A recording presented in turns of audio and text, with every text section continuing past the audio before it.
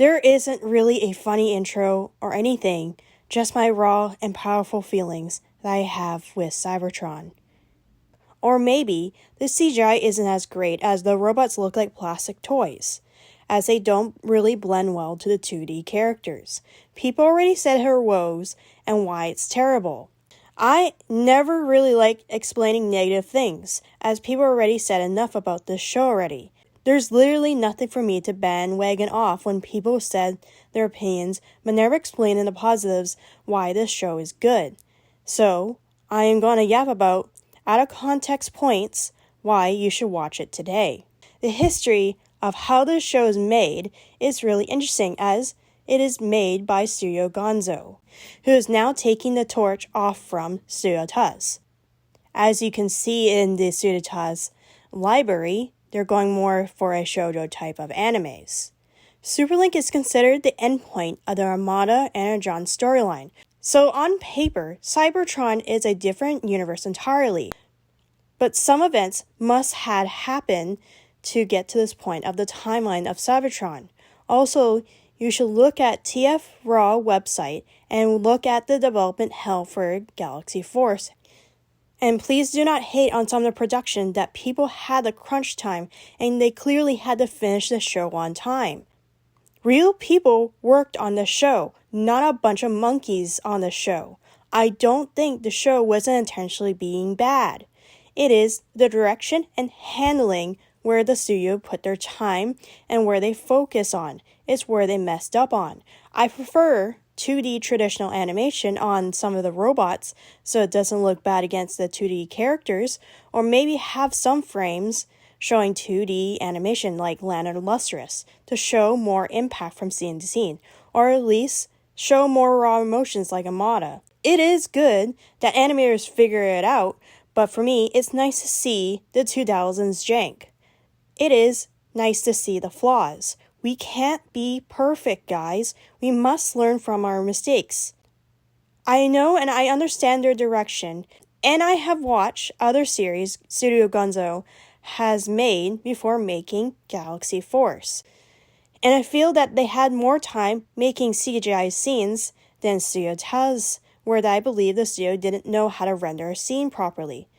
But Studio Gonzo made that same early CGI mistakes, was they need to make more impact in scenes, that they need to show raw emotions, as they are really good with action scenes, but they don't understand how to make a scene or emotion scenes impact more for the audience. Nevertheless, this show is great, and probably story-wise a lot more stakes than Armada had. It is great that this universe basically started off from scratch. We kinda don't see the full outbreak of the war on Cybertron, or the quarrel between Optimus and Megatron. We have been there, and we have done those storylines. It still exists, and watching the previous seasons does give extra reasons why some events happen and some events don't. Remember that Kamen Rider Akito problem, where they need the previous seasons to develop the story, but Kamen Rider Kuga, where it's based off from, doesn't need the Akito stuff. So, the Cybertron keys and other elements cannot exist in Armada nor Energon. So, you can watch Cybertron without knowing the previous seasons, as the show is originally intended that. However, it does give some character context of what's going on now. So, like I said, you don't need to know about anything about Armada nor Energon. You don't need to know, and you can just ignore Kicker Jones existed in Energon's show, and that's fair. You can deny some of the previous season's storylines and have a fun time watching Cybertron. And I know you will as a first-time watcher. And just watch my video if asking Cybertron's worth it. It is worth watching Cybertron Galaxy Force. But it shouldn't be a show you should turn off your brain for a bit, just because it's a kid's show. Well, it is intended for that audience. The show can cut out a lot of the stakes and very dark or unfair moments to root for a main character's safety and happiness That is why I'm making the video, and not just the 20-year anniversary since the show came out, but explain why you shouldn't pass up the show just because the animation looks bad and it's terrible to look at. As a recommendation, if it's by episode 12, if you don't think it's not good for you, then it's best not to engage with the show at all and just move on. Don't force yourself watching a show like this. That's not the point of the video. Cybertron, in the original Japanese series Galaxy Force by an outsider's perspective who recently got into fandom like 2023, even I knew the IP existed since 2001 with RID-01 and Armada. My brain at that time was all about Marvel and Pokemon, and a couple animes that we don't talk about because I'm exhausted on. Me getting to Transformers like 40 years after the franchise has its footing gives me the power to watch what I want to, wherever I want. I can watch clips out of context or even the comic books where they don't make sense at all.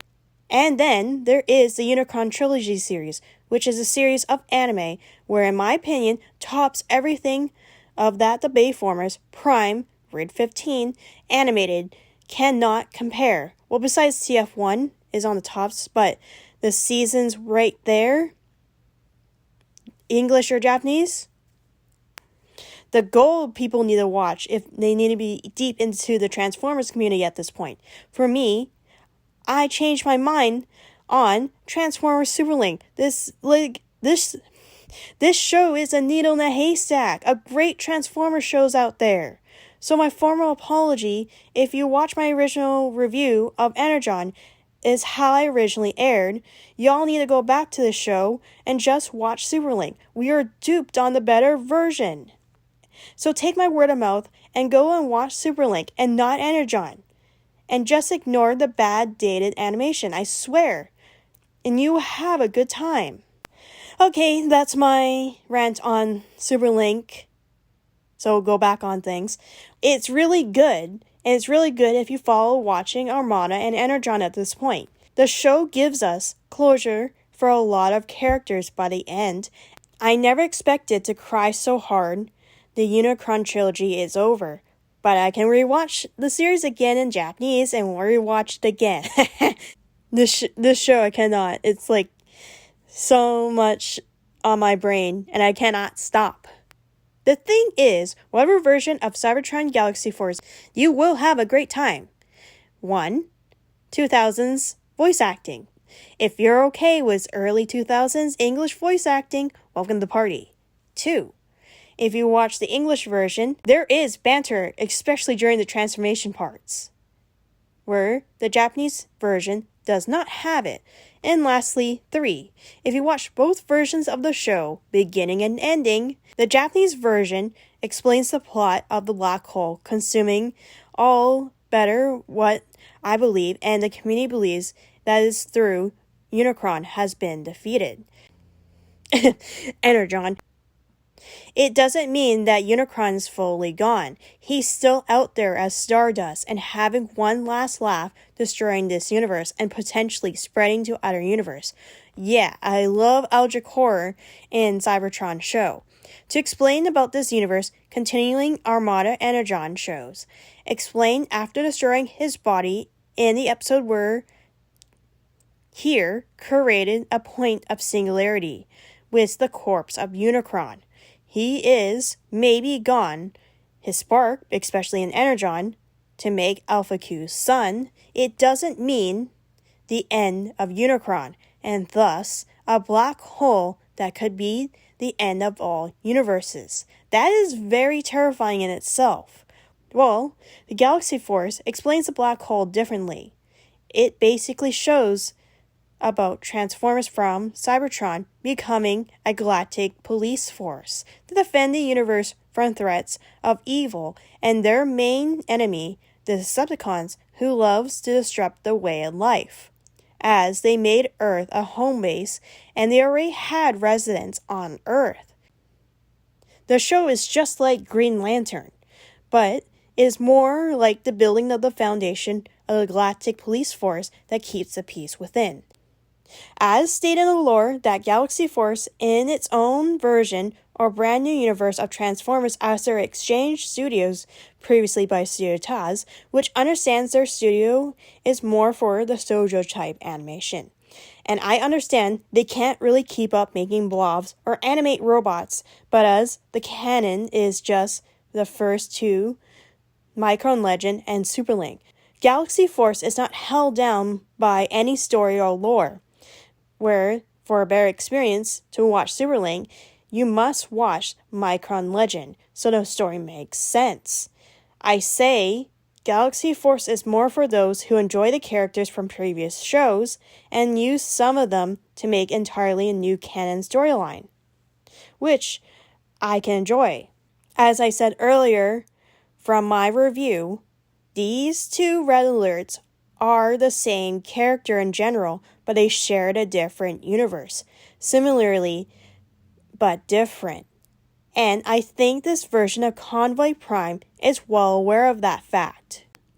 I say both shows are valid to watch, as you can get the extra stuff and the extra meanings behind them. The English version fixes a lot of problems with the previous season's struggles, and it flows so well in this season than any other Unicron trilogy shows. That doesn't mean I don't like Armada and Energon. Cybertron somehow understands the original Japanese version quite well and have little banters between their fights or transformation sequences. Like the jokes and punches are a lot more, as I always believe the Japanese language is always lost in context. It does occur in a few places for jokes, but they're never in your face. They just make sense, and it just feels so good, which is great. You instantly love and really get into the show no problem, even with a 3D animation, are not really people's cup of tea. By episode 12 is where I put the point of no return for shows like this, as it is an episodic show, as it's not really great to watch this show and in one sitting. Cybertron is meant to be watched once daily or weekly Saturday morning cartoons.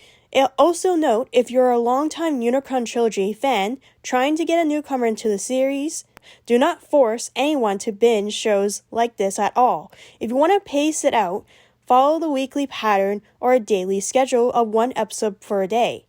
Then, if they like it, they can watch the whole series on their own pace. I don't know. It's your life. Do what you want. Don't say I've warned you. So like all Unicron Trilogy newcomers who are new to the space, do not ever binge or force someone to watch seasons all at once. It is way too much and it's a waste of energy. It is a bloated series of seasons after all. That is sort of deserves movies between the seasons. I'm looking at you, Superlink. Where's my movie? I want to close off the Micron Legend canon. If you need more time to pace yourself, I watched cartoons as a kid, and watching the most important episodes like 5 times, and the episodes are out of order, and they always put on the most creepiest episodes to scar me for life. Anyways, let's talk about our main character we sort of follow, Optimus Prime, aka Galaxy Convoy. This one is very solid, and what is great, he isn't a pushover like all Optimus Primes come and gone. He does his normal speeches and his normal quirks like all Optimus does, but since this is the 3rd season or whatever you treat this version, it seems that he's been through a lot of undisclosed battles with Megatron. If we're following the perspective of Galaxy Force canon, we will never know. I'll explain this more in the video series, so very light information on his character. However, it is loosely adapting what is Studio Taz and Rid 01 left behind, and also the Headmaster Saga. This version of Optimus Prime doesn't give any of to the bullshit what happens. He understands there are risks, and if there's anything that could be a harm to the public, he knows to immediately take action to protect those who needs his help, like an actual galactic police force would do in any situation, and he's able to adapt to do anything that is a threat to the balance of the universe. So my analysis videos of Galactic Convoy will come out on why he is the best at doing his job correctly. What's great about his character, he doesn't stop to talk, unlike other main characters that I know of. I want people to write him more like this.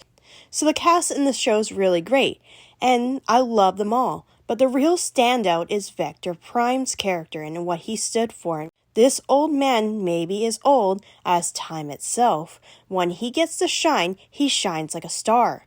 Of course, his character does start him off with amnesia because they nerfed him straight off the bat of how he can use his Time Lord powers in a pinch. Also does the JoJo pose in his transformations.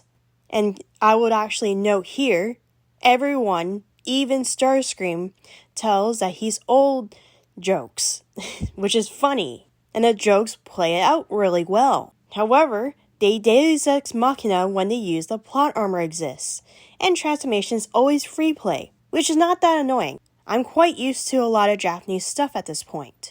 Throughout the story, he forgot his memories of the future because he shouldn't exist as a being outside of time.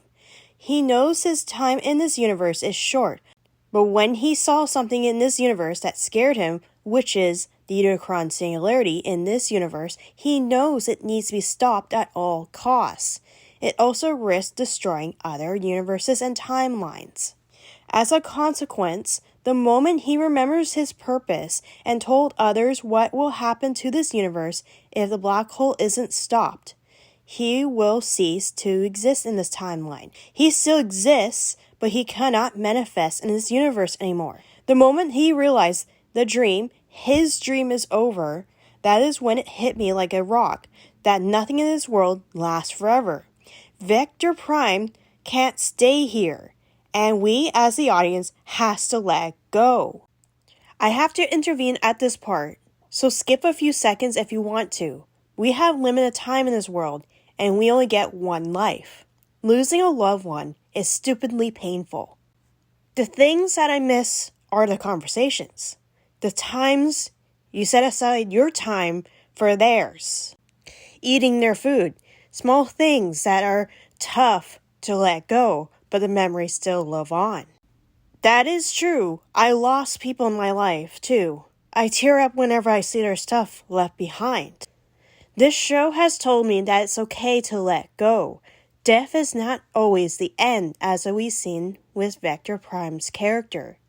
It is a promise that maybe one day we will meet again. It's a wistful thinking, but I like to think that way.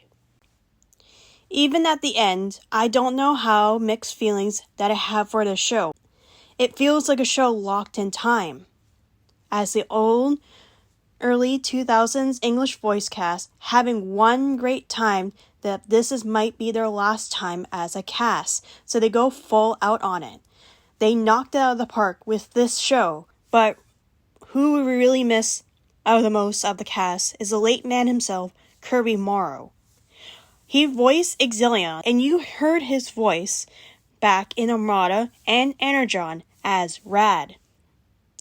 Cybertron is one of Morrow's last roles in the Transformers media. He never took up any roles related after Cybertron, but he still worked as a voice actor.